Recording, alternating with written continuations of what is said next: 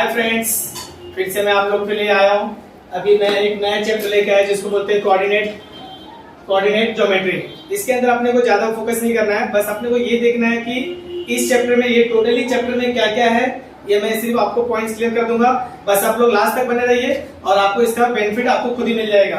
ठीक है, जो कोऑर्डिनेट ज्योमेट्री है इसके अंदर जो मेन पॉइंट्स है उसको बोलते हैं distance by using distance formula.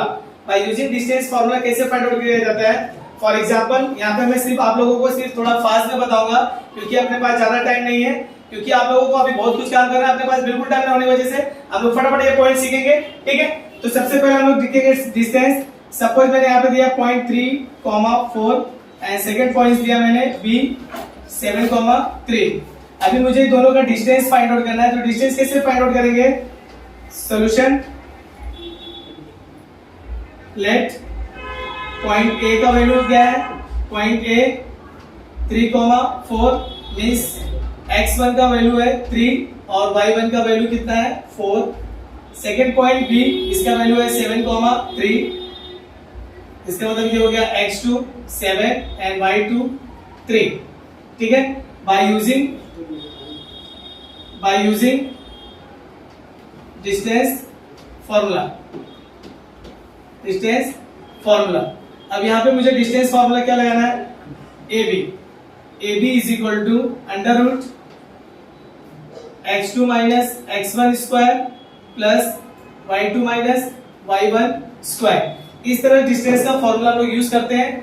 100% board के एग्जाम में ये क्वेश्चन आएगा, इस टाइप का क्वेश्चन आता ही आता है। अब यहाँ पे मैंने इसका वैल्यू पुटअप किया, x2 7 minus 3 square plus 3 minus 4 square. Next है 7 minus 3 4 square plus 3 minus 4 minus 1 square. Final answer 4 square is 16 minus 1 square plus 1, answer minus 17। ये किसका वैल्यू आ गया? AB का। इस तरह से हम लोग डिस्टेंस का फॉर्मूला लगा के इसको यूज करते हैं। सपोज यहाँ पे 17 के प्लेस पे 16 आ गया, 25 आ गया, 36 आ गया, तो बाय टेकिंग स्क्वायर रूट करके हम लोग इसका भी आंसर निकाल सकते हैं। इसका कोई भी स्क्वायर रूट नहीं आएगा, इसके लिए अंडर रूट 17। इस तरह से हम लोग बाय डिस्टेंस फॉर्मूला को यूज करते हैं। सेकंड पॉइंट कॉलिनियर कैसे किया फाइंड आउट किया जाता है? कॉलिनियर मतलब इसके अंदर 3 पॉइंट्स दिया जाएगा। Suppose A 3, 4, B 7, 8 and C 3, 4 3, 5। ये 3 पॉइंट्स दिया, point A, point B and point C। सबसे पहले हम लोग क्या लिखेंगे? मैं शॉर्टकट में बता दे रहा हूँ क्योंकि अपने पास टाइम ना होने की वजह से आप लोग सिर्फ शॉर्टकट में देखिए। यहाँ पे मैंने लिखा लेट, पहला पॉइंट क्या है? A, दूसरा पॉइंट क्या है? B, third point is C। ये 3 पॉइंट हो गया। ये x1, y1, x2, y2 and last one x3, y3। हम लोग अभी डिस्टेंस किसका फाइंड आउट करेंगे? AB, जो अभी इसके पहले मैंने आप लोग को डिस्टेंस का फॉर्मूला बताया, सेम वही प्रोसीजर है, आपको सॉल्व करना है। सपोज मैंने पहले निकाला AB का वैल्यू मैंने फाइंड आउट किया, इसका वैल्यू आ गया 5, इसको मैंने रखा इक्वेशन फर्स्ट।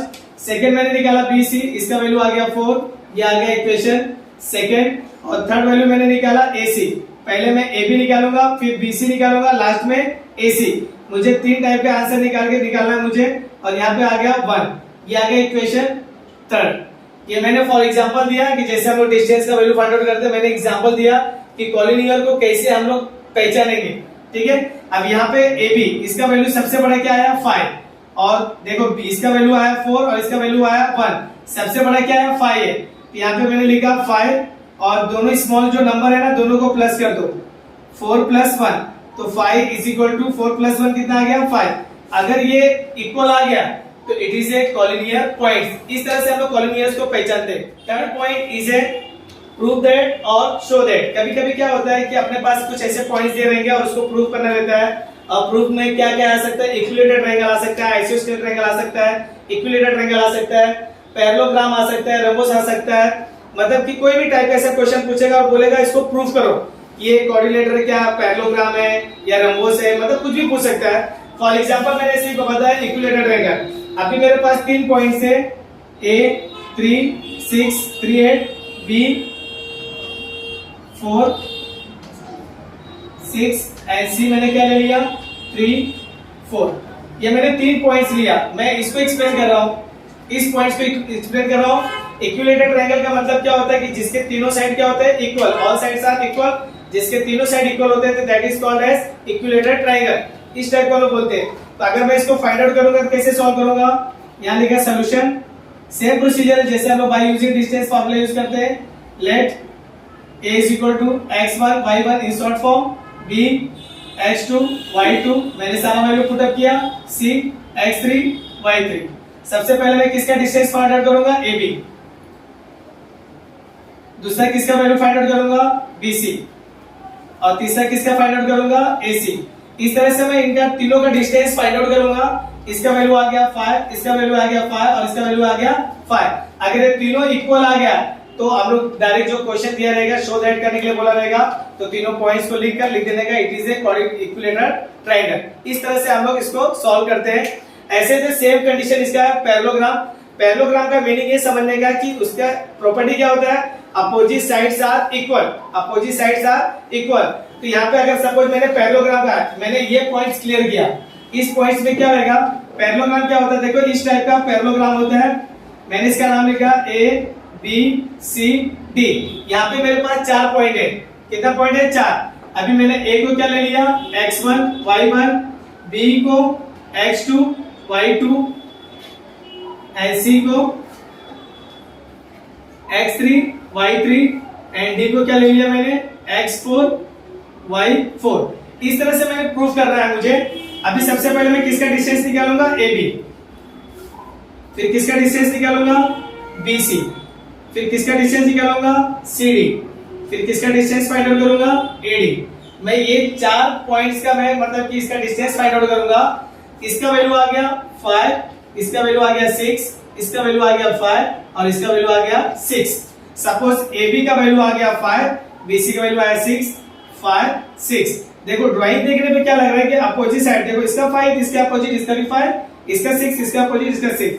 मतलब कि जो coordinator A B C D है वो क्या है, पैरेललोग्राम है। इससे हम लोग प्रूफ होता है। इसको मैंने रख दिया इक्वेशन फर्स्ट, इसको रख दिया इक्वेशन सेकेंड, इसको रख दिया इक्वेशन थर्ड, इसको रख दिया इक्वेशन फोर्थ। इससे मतलब क्या हुआ कि जो इक्वेशन फर्स्ट वाला किसके इक्वल है, थर्ड के, और सेकेंड वाला किसके इक्वल है, फोर्थ के। इस बेस पे हम लोग इसको प्रूव कर सकते हैं कि पैरेललोग्राम ये है। इस तरह से हम लोग प्रूव कर सकते हैं। थर्ड पॉइंट क्या है, रंबोस। इसकी प्रॉपर्टी आपको याद होना चाहिए कि रंबोस की प्रॉपर्टी होता है ऑल साइड्स आर इक्वल। तो मतलब यहाँ पे हम लोग जो भी पॉइंट्स रंबोस का निकालेंगे, ये रंबोस हो गया ए बी सी डी। तो पहले हम लोग किसका वैल्यू फाइंड आउट करेंगे, डिस्टेंस ए बी का, दूसरा बी सी का, तीसरा सी डी का and third one A D का। इसका आ गया 6, इसका आ गया 6, इसका आ गया 6, चारों का 6 आ गया।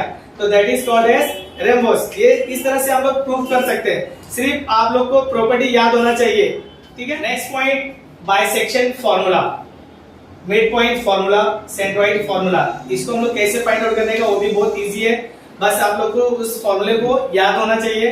अभी यहाँ पे देखो बाइसेक्शन फार्मूला क्या होता है। Suppose x is equal to mx2 plus nx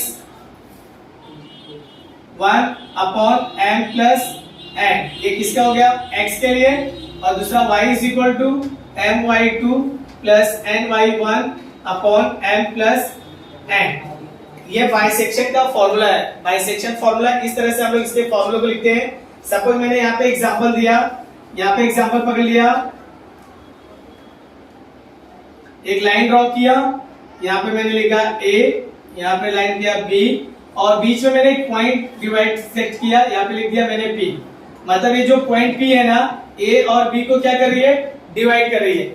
जिस क्वेश्चन में डिवाइड वाला वर्ड मेंशन रहेगा तो समझ जाना है कि वो बाइसेक्शन फॉर्मूला लगेगा, ठीक है। और इसका कैसा, मैंने इसका रेशियो यहाँ पे m रख दिया, यहाँ पे n रख दिया, इसका वैल्यू दे दिया 2 और इसका वैल्यू दे दिया 3, और इसका दे दिया 3 4 और इसका दे दिया 5 6।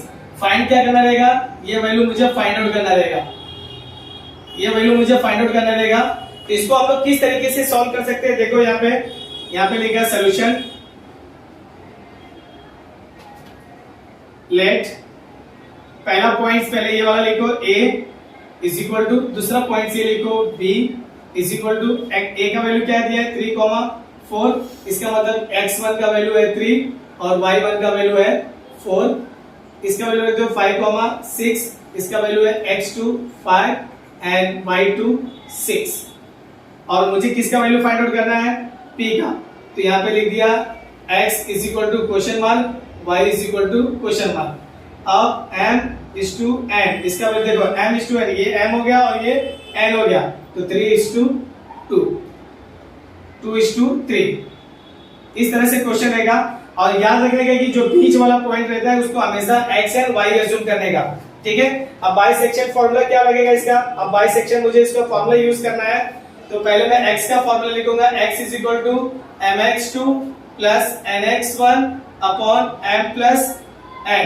अब यहाँ पे देखो x is equal to mx2, m और x2 का वैल्यू क्या है, m का वैल्यू है 2, 2 इंटू x2 5 प्लस n का वैल्यू है 3, 3 इंटू x1 3 अपॉन 2 प्लस 3, इसका मैंने वैल्यू पुट अप कर दिया, 2 5 जा 10 प्लस 3 3 जा 9 अपॉन 5, आंसर 19 अपॉन 5। ये किसका वैल्यू आ गया, x का। इसी बेस पे हम लोग किसका वैल्यू निकालेंगे, y का। तो y का फॉर्मूला क्या होता है, my2 plus ny1 upon m plus n। इसका भी यही फॉर्मूला हम लोग पुट अप करके निकालेंगे।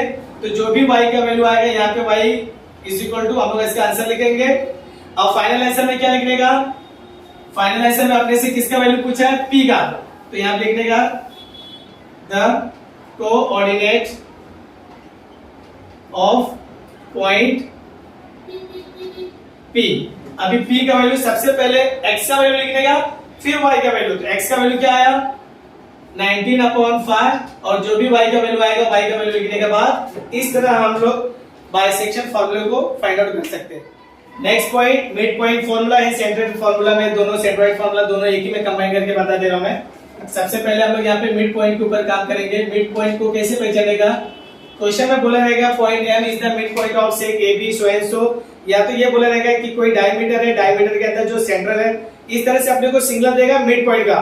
तो समझ जाना है कि ये मिड पॉइंट की तरफ अपने को फॉर्मूला दे रहा है। अभी मैंने यहाँ पे एग्जांपल लिखा, मैंने एक लाइन ड्रॉ किया, यहाँ पे first point A and second point B and point N is the mid point of से AB। इसका मतलब ये मिड पॉइंट का केस है। इसका वैल्यू रखा 3 4, इसका रखा 4 3 और फाइंड N बोल दिया। इसका मतलब ये हो गया x और ये दूसरा क्या हो गया y। अब मिड पॉइंट का फॉर्मूला क्या होता है, पहले मैं इसको लिखूंगा, लेट a का वैल्यू जो भी दिया रहेगा उसको समझने का x1 एंड y1, ये a का वैल्यू हो गया, b का वैल्यू जो हो जाएगा x2 और दूसरा क्या हो जाएगा y2। इस तरह से हम लोग प्रेजेंट करते हैं। अब उसके बाद मुझे किसका फाइंड आउट करना है, n का। n means x is equal to question mark, y is equal to question mark. फिर क्या लिखने का, by using mid point formula, mid point formula. अब फॉर्मूला क्या होगा, देखो मुझे x का वैल्यू निकालना है। इस short form x is equal to x1 plus x2 upon 2।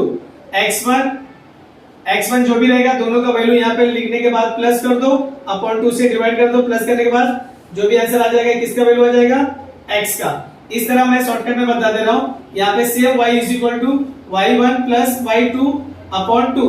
यहाँ पे y2 y1 दोनों का वैल्यू यहाँ पे पुट अप करने के बाद इस तरह से हम लोग मिड पॉइंट का फॉर्मूला लिख सकते हैं। और इस शॉर्टकट में लिखने का, the coordinate of point N is equal to, पहले x का वैल्यू लिखने का फिर y का वैल्यू लिखने का। As per the same condition centroid formula. Centroid formula करने के लिए इसके दो तरीके होते हैं। सेंट्रोइड फार्मूला को कैसे समझने का, 3 पॉइंट्स दिया रहेगा, A B एंड C, तीनों का वैल्यू दिया रहेगा 3, 5, 4 और 6, 7। ऐसा एक वैल्यू दे दिया। सेंट्रोइड के लिए सबसे पहले देखो, ये हो गया x1, ये हो गया y1, x2, y2, x3 and y3। मैंने शॉर्टकट में बोला ऐसे लेट लिख के, ऐसा शॉर्टकट में लिखना नहीं है, इस तरीके से प्रेजेंट करना है। यहाँ पे मैंने देखो by using centroid formula, by using centroid formula, तो पहले x is equal to x1 plus x2 plus x3 upon 3, ये x का हो गया। और y के लिए y1 plus y2 plus y3 upon 3।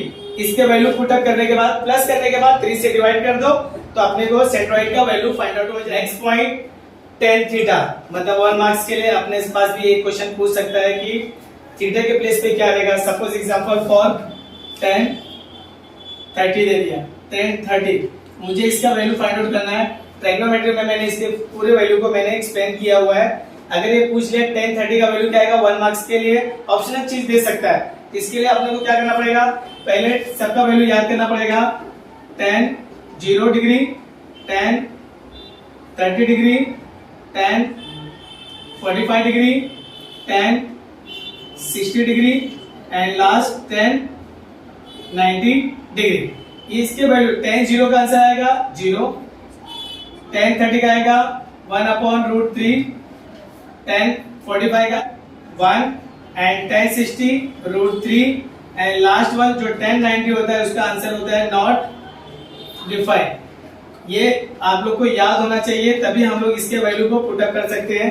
अभी टेन 30 कितना आया 1/√3, इसका आंसर आएगा 1/√3। इस तरह से हम लोग टेन और स्लोप दोनों को हम लोग फाइंड आउट कर सकते हैं। अपने पास बस क्या स्लोप, स्लोप को कैसे फाइंड आउट करने का, सपोज क्वेश्चन दे दिया फाइंड स्लोप, ये अपने को फाइंड आउट करने के लिए बोला और इसके बेस पे 2 पॉइंट्स ये दे देगा 4,3 एंड बी 7,6। ये अपने पास 2 पॉइंट्स दे दिया और इस 2 पॉइंट्स के बेस पे मुझे क्या फाइंड आउट करना है, स्लोप। सॉल्यूशन, लेट पहला पॉइंट से ए का वैल्यू दिया है 4,3, इसका मतलब ये हो गया x1 4 एंड y1 3।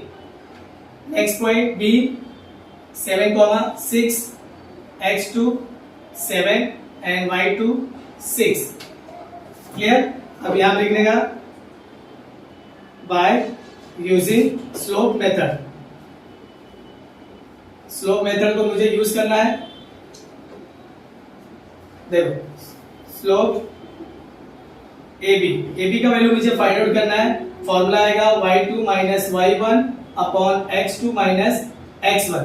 ये स्लोप का फॉर्मूला है। इस तरह से हम लोग स्लोप का फॉर्मूला लिखते हैं, y2 6 minus 3 and next 7 minus 4, 3 upon 3। Final answer is 1। तो स्लोप ऑफ लाइन AB का वैल्यू कितना आ जाएगा 1। इस तरह से ये पूरा चैप्टर इसी में मैंने पूरा कवर कर दिया है। तो प्लीज आप पूरे वीडियो को अच्छे से देखिए, तभी आपको क्लियर होएगा। देखने के लिए